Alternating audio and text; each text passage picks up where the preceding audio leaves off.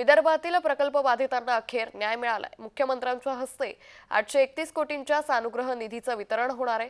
आज अमरावतीमध्ये मुख्यमंत्री देवेंद्र फडणवीस यांच्या हस्ते 831 कोटी रुपयांच्या सानुग्रह निधीचं वितरण होईल।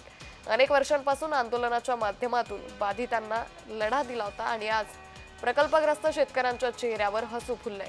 विदर्भ बळीराजा प्रकल्प समितीनं सातत्यानं लढा दिला होता।